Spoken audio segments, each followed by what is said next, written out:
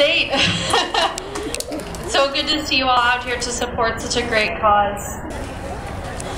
So, as Heather said, my name is Katie Williams. I'm a first-year grad student at Sacramento State, and today I want to talk about two subjects that are very, very near to my heart, that I know that are near to all of yours.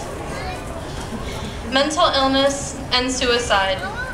These two subjects are extremely prevalent nationally and internationally, yet neither of them is talked about. Or should I say, neither of them is talked about enough. Did you know that suicide is the second leading cause of death among students? I didn't.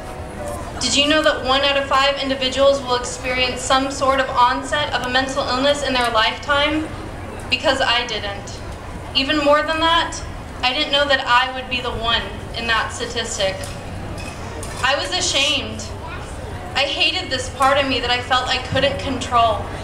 And the fact that stigma, discrimination, and flat-out lies surrounding mental illness and suicide are everywhere, including people's mouths, news headlines, magazines, that didn't help. So here I am today.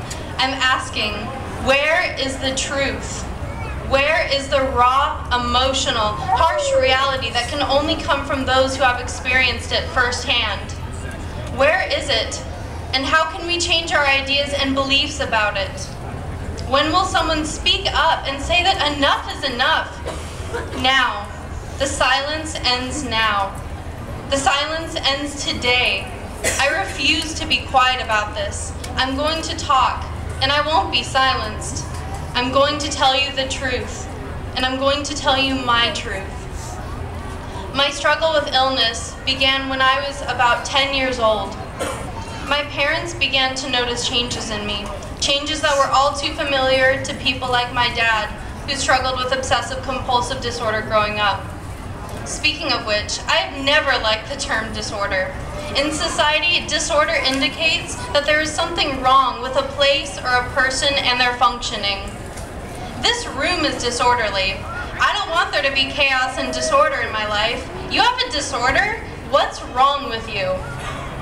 It's not a term that anyone wants to be associated with.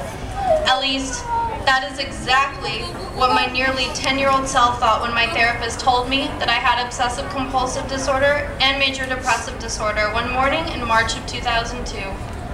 I'd been going to therapy for a few months at that point. Suddenly, it all made sense. My therapist wasn't asking me about why I washed my hands so often, or why certain textures bothered me to the point of anxiety out of pure interest. She wasn't asking about how often I felt extremely sad because she cared. She was doing it to put a label on me, and it was a label that I did not want. Many months passed after my initial diagnosis, and I continued to hide that piece of information from those that I cared the most about. To me, I was doing both myself and them a favor. Why would they want to be associated with someone like me? There was something wrong with me. I didn't even want to be associated with me. I wanted to run to the complete opposite end of the world and scrub myself clean of this part of me that I just didn't want. I spent a lot of time feeling ashamed and just plain sorry for myself. Furthermore, I spent a lot of time extremely depressed to the point of being bedridden and wanting to hide away from the outside world for days at a time. I remember telling my mom many a times, I just want to go into a coma for a few years and be able to wake up feeling okay again. Much of the time, this depression resulted not only from shame and stigma that I faced from myself and from my peers, but it also stemmed from the thought of the moment, as I called it, an obsession in the form of an object, TV show, and most often, people. My compulsions were oftentimes in the form of washing my hands multiple times, asking for and seeking reassurance that people were actually my friends, counting in threes, sometimes avoiding cracks in the sidewalk, and various tics, usually involuntary noises, but also some facial expressions, all of which I couldn't control. Things got so bad in 2003 that I began ruminating on the idea of suicide. That thought and the ideation associated with it was very much so like a weed, Once it began to grow, there was no stopping it or preventing it from happening. It was just there. To me, it was a plan B. If things got too bad, I knew that I could always end it right there and then. In a twisted sort of logic, it was reassuring to know that I could end the hell that I was experiencing somehow, some way, at any time. On June 18th, in the summer of 2003, 2 days before my 11th birthday, and 1 day after I had started my first psychotropic medication, it got so bad that I was hospitalized. The memory of that night itself is blurry. I remember grabbing the medication that I was on and running out the door and down the end of the cul-de-sac and screaming at my mom that I was going to do it, that I was going to take them all. My cheeks were tear-stained, my mind was exhausted, yet even through the hellish mindset that I was in, I knew I didn't want to die. I wanted to escape. I wanted to hurt this thing on the outside to try to kill the pain on the inside. I was committed to the same psychiatric hospital in Vallejo 3 times that summer. Since then, I've been hospitalized once in 2008 and another time in 2011, but that one was voluntary. Again, I realize now that none of these difficult times were rooted in an intense will to die, just an escape from the personal hell that I was living in. But I've learned that there isn't an option for that. You can't just escape or run away from what you were dealing with, no matter what form it might take. You'll be running forever, and you'll be running in circles until you stop and look that monster right inside your head in the eye. I have also learned that you can be on medication or go to therapy or both, but neither is going to help you unless you do the work. For years, in fact, I attended cognitive behavioral therapy groups, and I was on over 15 different medications until I found the combination that I am on now, which I have been on for more than 5 years. But I didn't do the work. I didn't do the work until my sophomore year of college, when I told myself that my second year of college was the year I wasn't going to let the cycle continue anymore. I am responsible for my own health. I am responsible for how I live and what kind of people I let into my life. I am responsible for the kind of thoughts I think, and at any moment, I am responsible for deciding that this is not the life that I want to live. It's not always easy. There are days when I still don't want to get out of bed, but I do it. There are times when I say, I don't need this medication, I'm doing fine. But I know that I won't be, and that the medication is helping me, so I take it. That's just how it is.